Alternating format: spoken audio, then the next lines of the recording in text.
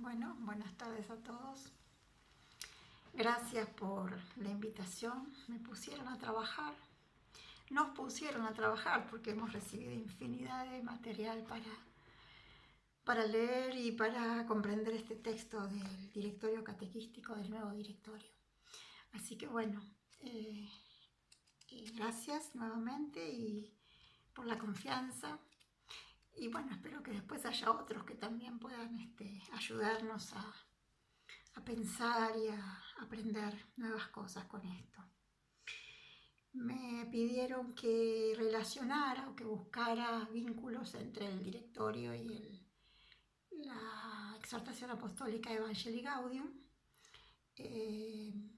Traté de hacerlo, hay mucho, el espíritu del directorio está impregnado del Evangelio y obviamente uno lo lee y incluso explícitamente hay mucho texto de la exhortación de Francisco.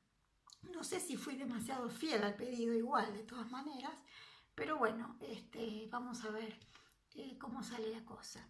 Siempre con los compañeros de camino, ¿no? Todos los catequistas con la Sagrada Escritura, con el Vaticano II, con frutos del Vaticano II, la Evangelii Nunciandi, la Catequesis Tradende de Juan Pablo, el Catecismo de la Iglesia Católica, el primero y luego el compendio, ¿no es cierto? Después también tenemos que sentirnos acompañados, descubrir el espíritu de Aparecida en el texto que aparece. Obviamente la Evangelii Gaudium, la anteúltima exhortación apostólica sobre la santidad de Francisco también, y bueno, nuestro texto de estudio, de trabajo, que es el directorio. Con todos estos amigos, entonces, vamos a ver si comenzamos esta exposición. Yo hice una especie de recorrido, busqué un poquito, ¿no?, los textos de la Iglesia posteriores al concilio. Pablo VI decía que el Concilio Vaticano II era un catecismo moderno, el catecismo moderno, ¿no? O sea que de allí uno saca todo el material que necesita para la evangelización en el mundo de hoy. Asimismo, la Iglesia trabaja, ¿no? Siempre trabaja la Iglesia. Uno dice a veces, no, la Iglesia es lenta, la Iglesia trabaja siempre, ¿no? Y uno ve un poquito esto y dice, sí, la verdad que se matan trabajando, pensando, juntándose, reflexionando. Cada vez más colaborativos los textos, cada vez con más presencia de la diversidad eclesial, no solamente los obispos, sino los sacerdotes, los laicos, en fin, todas las distintas actividades de la Iglesia se van plasmando en los textos. Sobre todo en los últimos textos uno ve esta presencia colaborativa de los distintos agentes de pastoral. Bien, veía por ejemplo, ¿no?, la Evangelii Nunciandi, que la utiliza mucho el nuevo directorio, ¿no? Fruto de un sínodo, el sínodo sobre la evangelización del mundo moderno, que fue en el año 1975, posterior al concilio. La Iglesia empieza a pensar, bueno, ¿cómo evangelizar el mundo de hoy? Y fruto de ese sínodo aparece el Evangelii Nunciandi. Luego, 1977, 2 años después, se hace un sínodo sobre la catequesis en nuestro tiempo, un sínodo específicamente referido a la catequesis. Y en el año 79, fruto de ese sínodo, aparece la Catequesis Tradende, que es la exhortación apostólica posinodal de Juan Pablo II. En el 87, 10 años más tarde, se hace un sínodo sobre la vocación y la misión de los laicos en la Iglesia y en el mundo. Si bien es una cosa referida al laicado en general, no específicamente a la catequesis, pero también hay elementos allí de la misión catequística de los laicos, ¿no es cierto? La Christi Fidelis Laici es la exhortación apostólica fruto de ese sínodo del año 88, también de Juan Pablo. En el 2001 hay un sínodo ordinario también sobre el obispo servidor del Evangelio de Jesucristo por la esperanza del mundo. Y también de Juan Pablo II, la exhortación apostólica Pastores de la Grey. Lo tomo también como un dato importante. No olvidemos que los obispos son los primeros catequistas, según el texto del directorio, los responsables primeros de la evangelización en su diócesis. Por lo tanto, la persona del obispo también es decisiva, fundamental. Y aquí en este sínodo se toma la condición de servidor, ¿no es cierto?, con esta impronta que da el Concilio Vaticano II, entendiendo la jerarquía como un servicio a la Iglesia, no como una dignidad, no como un privilegio, sino como una verdadera entrega, una verdadera diaconía en la misión de anunciar el Evangelio. En 2008, el Sínodo sobre la Palabra de Dios en la vida y en la misión de la Iglesia, que dio como fruto la exhortación de Benedicto XVI, la Palabra de Dios, Verbum Domini, que es del año 2010. Reflexión sobre la palabra de Dios, la importancia de la palabra de Dios en la vida de la Iglesia y en la misión de la Iglesia.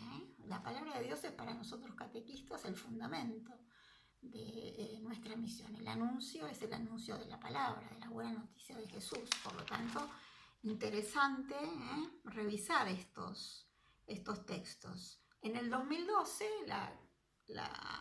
el sínodo sobre la nueva evangelización para la transmisión de la fe cristiana, con fruto de ese sínodo, el Evangelii Gaudium de Francisco, que es del año 2013.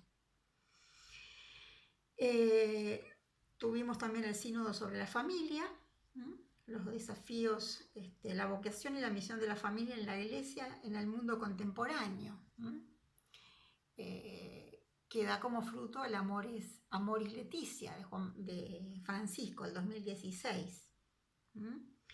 Una exhortación apostólica que no es posterior a un sínodo, pero que el Papa escribe.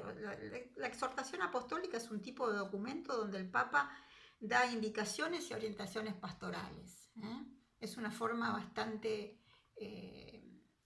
usada, digamos, últimamente, para dar orientaciones, indicaciones, ideas que el Papa quiere compartir y que de alguna manera prendan en el corazón de los creyentes. Bien, entonces, les decía, en 2018 el Papa escribe alégrense y regocíjense, gaudete et exultate. Es tan difícil decirlo en latín como decirlo en castellano. Es del 2018 y toca el tema de la llamada a la santidad en el mundo contemporáneo, es decir, cómo ser santos en el mundo de hoy. Cada época tiene sus santos y sus condiciones de santidad. Y finalmente ahora tenemos desde febrero, después del sínodo sobre la Amazonía, Querida Amazonía, de este año, del 2020. Y hay mucho más en el medio, no me quiero olvidar que tenemos también, perdón, me estaba olvidando ya, tuvimos tres directorios de catequesis en estos años después del concilio. Tenemos el directorio del año 1971 de Pablo VI, después tuvimos el de 1997 y después tenemos ahora el nuevo, el del 2020. 3 directorios catequísticos, cada 20, 22 años, 25 años, se revisa. No es un mal lapso de tiempo para probar, para ver, para actualizar y para ver que ya tenemos que hacer algo nuevo, ¿no es cierto?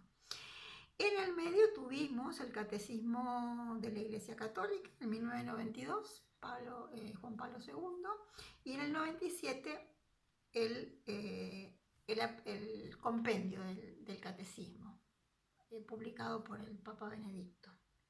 Así que tenemos un montón de material, material de cabecera, siempre hay que volver un poquito a mirar esos textos, no solamente leer el número que cita el documento que estamos leyendo, en este caso el directorio, sino que también volver un poquito. Yo les voy a ir diciendo algunas referencias, de volver a esos textos para leer un poquito más, mayor amplitud, ¿no es cierto? ¿Por qué este recorrido? Para sorprendernos y poder ver cuánto se trabaja en la iglesia, cuánto se piensa, cuánto se elabora, cuánto se pone en común con el fin, el único fin, de anunciar el Evangelio a toda la creación, que ese es el único sentido de la vida de la iglesia, de la misión de la iglesia. No hay otro sentido, no hay otra razón de ser. ¿Por qué este recorrido? Para saber que no estamos solos en esta vocación de anunciar el Evangelio. Trabajamos en comunión con la Iglesia Universal. Estamos en red. Aunque no parezca, que nuestra tarea puede ser casi anónima o muy local, sin embargo, el Espíritu teje esta red que compromete a todos los creyentes en Cristo, cada uno según su vocación y sus capacidades. ¿Por qué hacemos este recorrido? Para hacernos una idea general, una idea global de las inquietudes, los desafíos, los intereses que convocan a la Iglesia para decir su palabra al mundo y a los propios cristianos. Este simple listado que hicimos recién, que no es exhaustivo, nos dan cuenta de los tiempos que corren, de las urgencias, de los deseos, de las necesidades de la humanidad y también de las necesidades que tenemos como pueblo de Dios, de estar a la altura para que la buena noticia siga siendo para todo el que quiera recibirla un motivo de alegría y de novedad que transforma la vida. Y finalmente también creo que nos sirve para ordenarnos un poco la cabeza, ¿no? Se nos llenan la cabeza de nombres, documentos, cartas, encíclicas, directorios, homilías, ¿no? Y además cada uno con sus consabidas siglas, ¿no? Entonces la N, la GT, la HF, ¿no? Entonces uno dice, ¿de dónde estamos? Bien, bueno. Parece que es importante ordenarse, ¿no? Para no perderse en esta vorágine literaria que a veces también nos confunde, ¿no? Y nos agota. Entonces, este simple esquemita, así como hitos, nos reubica, nos ayuda a enfocarnos en lo que nos interesa. Todo lo que yo he mostrado recién y lo que he citado es lo que usamos, lo que vamos a necesitar para trabajar este directorio, ¿no? Este nuevo directorio. Este directorio es una nueva sistematización, una nueva organización, una manera diferente por ahí de que nos sirve como instrumento para el anuncio. Como elemento común a todo esto que hemos citado recién, todos estos textos, estas producciones del magisterio, yo diría que tenemos que focalizarnos siempre en esto, ¿no? La Iglesia encuentra siempre una necesidad de renovación, una renovación constante. Cuando decimos renovación, hay que entenderlo en el sentido más estricto de la palabra. Es decir, en definitiva, la renovación en la Iglesia es conversión. Conversión es siempre estar con el corazón abierto hacia Dios y con la mente abierta, es ir más allá de nuestros propios esquemas mentales. La metano y es esto, ¿no? Que se nos abra la cabeza para recibir lo nuevo, para recibir el aire nuevo del Espíritu. Esto decía Juan 23 cuando convocó el concilio. La Iglesia necesita renovarse, ¿pero en qué sentido? En este sentido, recibir nuevamente el Espíritu con su novedad, con su fuerza, con su energía. Bien, entonces siempre que la Iglesia escribe un texto, en definitiva está buscando esto, ¿no? Aportar a la necesidad que tiene de actualizarse, de renovarse, de convertirse, ¿no? De que sople siempre el aire nuevo del Espíritu. Otro elemento importante a destacar es que siempre hay una búsqueda de adecuación de los métodos. Cuando queremos introducir algunas ideas, siempre el método es importantísimo, fundamental, para que eso pueda llegar al corazón del otro. Entonces todos estos textos, sobre todo los directorios, ¿no? Siempre buscan esta adecuación de los métodos. Tenemos todo en este nuevo directorio, tenemos todo el capítulo segundo, toda la segunda parte extensa sobre justamente los métodos, la metodología, las cuestiones que tienen que ver con lo pedagógico, con la enseñanza y demás. Estos textos también buscan siempre realizar una buena sistematización de los temas, ¿no? Para hacer más efectiva la actividad catequística de la Iglesia, en nuestro caso el directorio, ¿no? Es decir, una buena sistematización ayuda muchísimo para después poder hacer la actividad. Este ajuste es permanente, la revisión es constante y, como dice el mismo texto del directorio en la página 7, en la presentación, es un instrumento perfectible. Es un instrumento que está es pasible de ser modificado, cambiado, mejorado. Entonces descubrimos que hay un dinamismo constante, un trabajo arduo, ¿no? Un compromiso pastoral siempre vigente. Estos textos que se van escribiendo, así como dijimos, cada 20 años, ¿no? Cada 25 años, cada 23 años, ¿no? Son hitos en la vida de la Iglesia, son faros que orientan el camino de la evangelización del pueblo de Dios. Son necesarios, perfectibles, modificables, pero necesarios. Son marco de referencia para nuestra misión evangelizadora, para que no derivar por lugares que nos hacen por ahí perdernos del objetivo, de la meta, del camino al cual que debemos recorrer. Entonces siempre son textos de referencia, son lugares seguros, si ustedes quieren, ¿no? Para ir a buscar cuando necesitamos esta orientación, esta guía.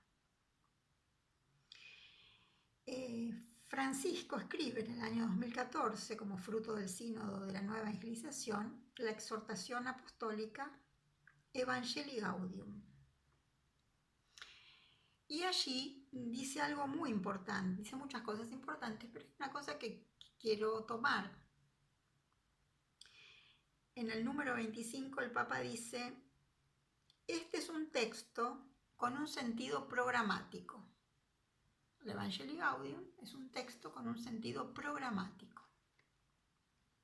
¿Qué quiere decir el Papa con esto? Quiere decir que va a ser la fuente para la producción y para las prácticas pastorales de aquí en más, hasta que aparezca algo nuevo, hasta que haya que revisar también el Evangelii Gaudium, ¿no? Pero mientras tanto va a ser la fuente. Sus orientaciones, sus sugerencias, sus determinaciones, que también las hay, serán la inspiración de la reflexión pastoral y de la tarea pastoral de la Iglesia a partir de ese momento. De tal manera que hay que conocerlo para saber después hacer y para saber pensar, ¿no? Lo que estamos haciendo. Decir que es un texto programático es decir que es un texto que pretende provocar algo, una acción en el destinatario. Es decir, te doy la guía, te doy el proyecto, te doy el plan, ¿no es cierto? Una acción, así a partir de acá vos podés ir caminando.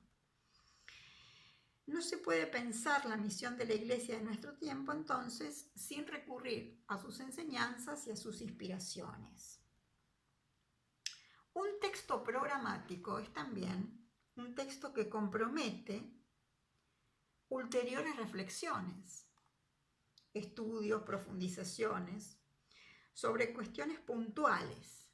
Por ejemplo, la catequesis, cómo pensamos la catequesis a partir del texto programático del Evangelii Gaudium. Después de 6 años, eso fue en el 2014, la Evangelii Gaudium, después de 6 años, en 2020, con un esfuerzo inmenso a nivel universal, se presenta el Directorio para la Catequesis. De tal manera que, podríamos decir, el texto programático que es la Evangelii Gaudium ya ve en el terreno de la catequesis un fruto, que es este nuevo directorio. Van viendo entonces ustedes como un texto programático, como es esta exhortación apostólica, después van a aparecer los frutos de la reflexión, de sus indicaciones, de sus orientaciones. Van a aparecer después en otros textos concretos y en otros instrumentos de trabajo concretos. Entonces, fíjense ustedes todo lo que hay detrás de una obra como la que hoy estamos conociendo para trabajar en la misión catequística. Fíjense, hay mucho esfuerzo, mucha tarea colaborativa, mucha reflexión, mucha experiencia volcada luego en un texto que es de una envergadura importante.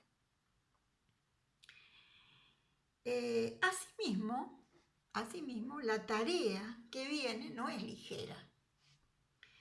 Cada episcopado deberá producir su propio directorio, en el cual, de una manera directa o indirecta, estaremos todos involucrados. Nuestra experiencia como catequistas, nuestro saber hacer, nuestro pensamiento sobre la acción, nuestras perspectivas, nuestras instituciones, las necesidades deben aparecer reflejadas en dicho texto que será en el futuro el Directorio Nacional. Por eso tenemos que poner manos a la obra, ya lo estamos haciendo. Hace bastante tiempo que ya en cuanto salió el directorio empezamos a trabajar sobre estas cuestiones, ¿no? Poner manos a la obra como comunidad de catequistas, como diócesis de San Isidro, vamos a hacer también nuestro aporte a ese directorio nacional. Esto es lo que el directorio llama en el número 289 una práctica sinodal a nivel local, ¿no es cierto? Sí, estamos hablando de una confección del directorio a nivel nacional. Entonces, es una práctica sinodal. ¿Qué es esto? Es la capacidad de compartir, de comunicar, de encontrarse y caminar juntos el camino de Jesús en docilidad al Espíritu. Esta instancia sinodal nos permite discernir juntos el camino a recorrer, obrar juntos con los dones de todos puestos en común, superar el aislamiento de cada sujeto, que muchas veces es una tentación nuestra, ¿no? Cortarnos solos, practicar la escucha recíproca, donde todos aprendemos y en definitiva todos estamos a la escucha del Espíritu. Sinodalidad, caminar juntos por el mismo camino, clérigos y laicos, un estilo de iglesia corresponsable y participativa, verdaderamente comunional. Comunional de hecho, no de teoría, no de discurso. La palabra justamente sínodos, ¿no? Sin, jodos. Sin es una reunión, es un prefijo griego que significa reunión. Jodos es camino. Reunirnos para caminar el mismo camino. Caminar juntos por el camino. Eso significa sínodo. Es importante, entonces pues es un tema que aparece como un imperativo de nuestro tiempo, pastoralmente hablando, ¿no? Uno ve el directorio, este directorio, y tiene 3 partes, ¿no? Está presentado en 3 partes, 3 grandes partes, mucha información, mucho material, mucha reflexión, en cada una de las partes y también muchos elementos nuevos. Pero la primera parte es una especie de revisión y actualización de cuestiones quizás por todos conocidos, pero no por eso menos importante. Al contrario, es una parte muy suculenta, digamos así, en cuanto a la reflexión sobre la catequesis, con estos 4 capítulos muy, muy ricos, muy agradables de leer, muy agradables de leer, realmente estimulante, ¿no? La lectura del texto en general es estimulante, es agradable, es, digamos así, no es difícil, entonces hace que uno tenga ganas de seguir leyendo. Los 4 capítulos, les decía, la evangelización y la ubicación de la catequesis en ella, la catequesis, los catequistas y la formación. Estos 4 capítulos de la primera parte, de los cuales yo voy a hablar hoy. De los cuales voy a ir hablando algunas cosas, obviamente, algunas puntualizaciones nada más, pero voy a ir mostrando algunas cuestiones. La segunda parte, de la cual no voy a hablar, porque no estoy preparada para hablar de este tema, hace referencia a todo lo que tiene que ver con el hacer de la catequesis en la pedagogía, la metodología, los vínculos con las ciencias humanas, ¿sí? Hay todo ahí un aspecto fundamental que también tenemos que revisar y aprender nuevas cosas, ¿no? Y la tercera parte, de la cual tampoco voy a hablar, que son los desafíos de nuestro tiempo, que ahí está algo muy jugoso, porque son cosas que a nosotros nos convocan hoy, ¿no es cierto? Son cosas nuevas, cosas que no sabemos, cosas que tenemos que se constituyen para nosotros en verdaderos desafíos.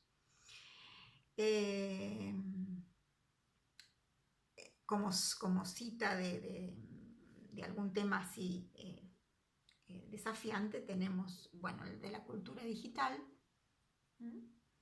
y la globalización de la cultura, y luego el tema que siempre sigue siendo nuevo, que es la inculturación del evangelio, ¿no? Es decir, esta cuestión de que prenda el evangelio en la cultura en la cual nosotros nos manejamos.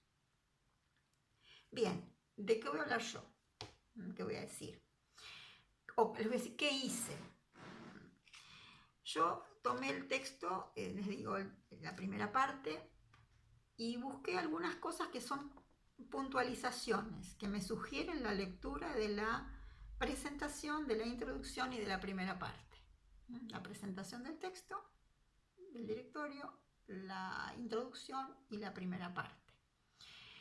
No traté de hacer una cosa ordenada, esquemática, ¿no? Simplemente tomé unas cosas que a mí me parece que hay que destacarlo de la lectura del texto. No por novedosa, sino porque hay que prestarles atención, digamos así, sobre todo por la insistencia con la cual aparecen en el texto. Bien, entonces, son unas cuantas, son como 10, así que bueno, tengan paciencia, no es tanto tampoco, pero bueno, tengan paciencia. En primer lugar, la primera puntualización, el directorio está puesto bajo la protección de Santo Toribio de Mogrovejo, un santo del siglo XVII. Y me gustaría decir 2 palabras sobre este santo, que es español, pero es un santito latinoamericano, es un santo nuestro de Latinoamérica.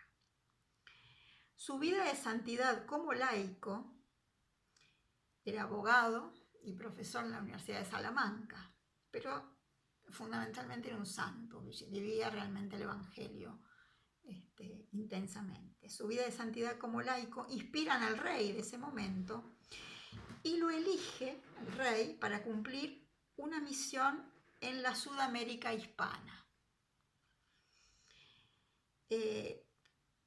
Por esta razón, el rey quiere que sea obispo en Latinoamérica.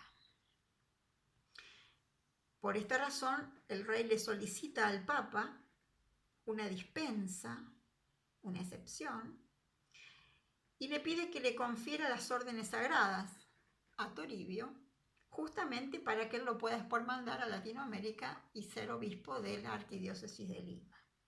El Papa acepta justamente teniendo en cuenta que los argumentos que el rey le presenta son que es un hombre muy preparado humanamente hablando y aparte llevaba una vida de santidad absoluta.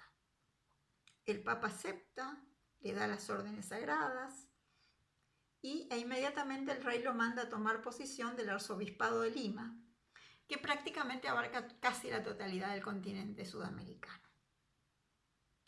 ¿Por qué hago esta mención del santo? Creo que se anudan en la persona de Toribio de Mogrovejo varios aspectos pertinentes para nuestro tema, y los enumero brevemente. Su vida como obispo fue lo que para Francisco es un pastor con olor a oveja. Luchó desde el principio contra los abusos de los conquistadores sobre los nativos, los abusos sobre los nativos, y supo también reprender al clero que permitía dichos abusos, que no hacía nada para evitarlos. Abusos de todo tipo, de todo tipo.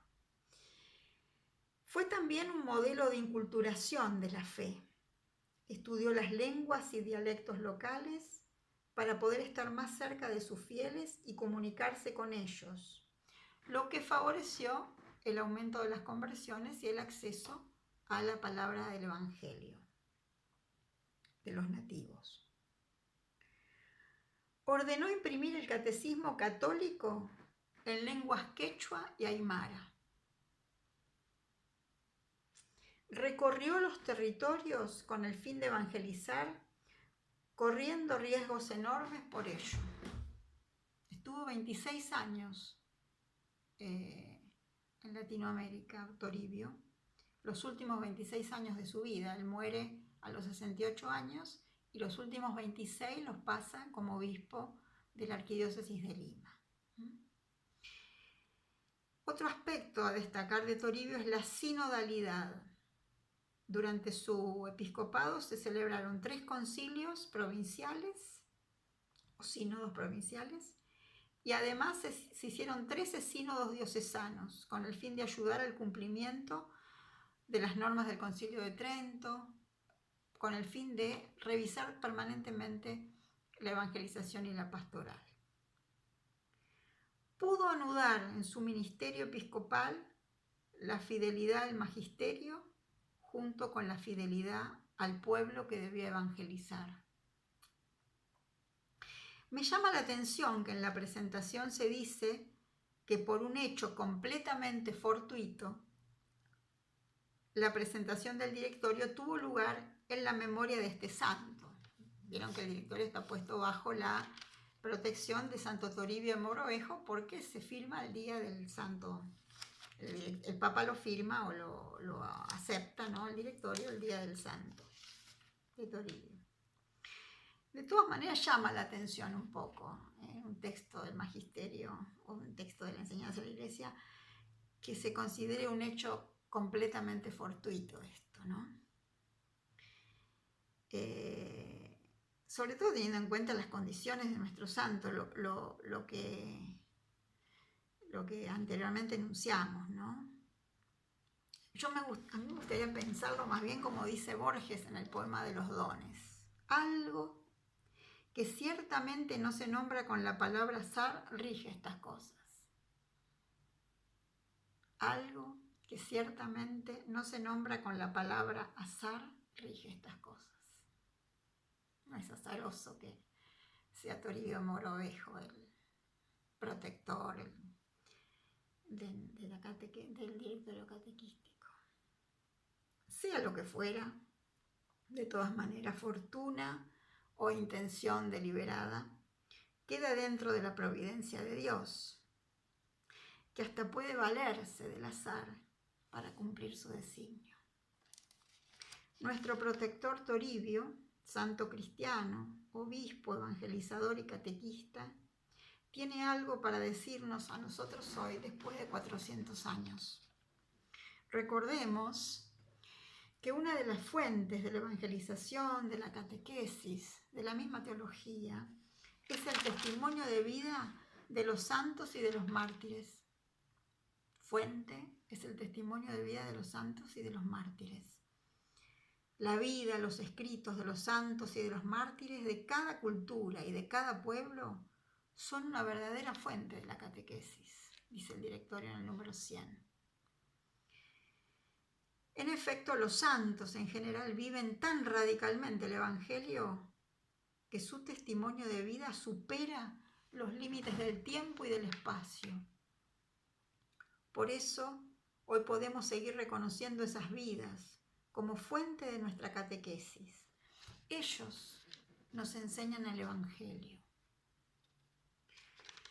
Finalmente, Juan Pablo II, en el año 1983, lo nombra a Toribio de Mogrovejo patrono del episcopado latinoamericano. Por lo tanto, ahí tenemos ya un lugar donde ir a mirar, ¿no es cierto? Ir a ver cómo hacía este hombre 400 años atrás para anunciar el Evangelio en todo un continente, sin medios, sin nada. Es un dato lindo para pensar. ¿Qué hay ahí? Solamente fuerza humana, dedicación, entrega, solamente no, también hay ahí una presencia enorme de Dios, de su espíritu, impulsando, animando, consolando, etc. En el corazón del santo y en el corazón de los fieles, ojo, en todos lados. Bien, entonces aparece aquí la persona del espíritu.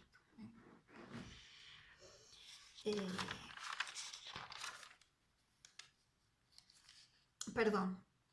Sí, lo voy a decir ahora y después lo vuelvo para atrás. Perdón, ya que estamos enganchados con el Espíritu. El Espíritu Santo, la mención del obrar del Espíritu en la misión de la Iglesia es constante en el texto. La insistencia en la acción del Espíritu es decisiva en todo el directorio. Por eso esa insistencia nos obliga a poner allí nuestra atención. A tal punto que podríamos decir que a lo largo de la exposición de los temas va dejando entrever una verdadera neumatología, es decir, una teología del Espíritu Santo. Esta insistencia hay que leerla en clave pastoral.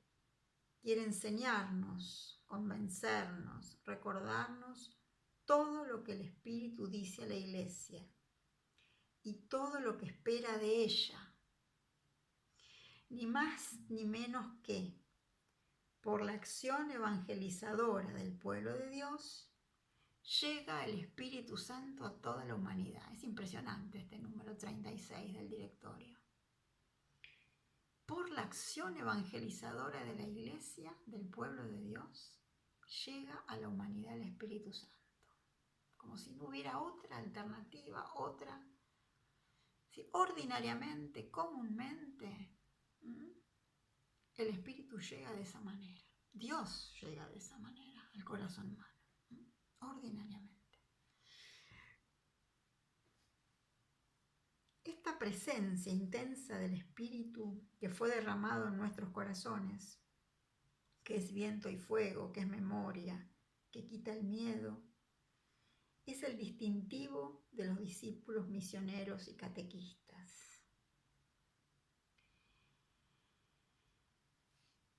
El número 4 del directorio recoge la enseñanza del Papa en la Evangelii Gaudium, cuando en el capítulo 5 nos motiva para ser evangelizadores con espíritu.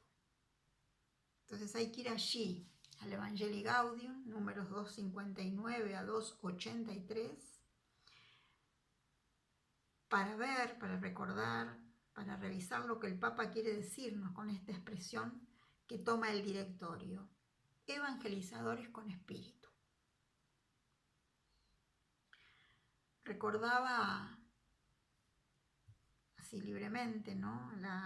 El sacramento de la confirmación, la fuerza que tiene el signo sensible de la confirmación, la imposición de las manos con la unción en la frente con el santo crisma, ¿no? Con el fin de mostrar que el espíritu es esa presencia que deja huella imborrable en el ser cristiano. Nosotros decimos que la confirmación imprime carácter, es decir, que es una permanencia definitiva de Dios en el corazón del cristiano. Nos graba la forma de Dios en nuestra alma. Queda grabada para siempre. Así el Espíritu nos requiere para la evangelización. Somos convocados para la evangelización. Y uso la palabra convocados subrayándola. Todo el capítulo 3 de esta primera parte del directorio, cuando habla del catequista, justamente lleva por título Identidad y vocación del catequista.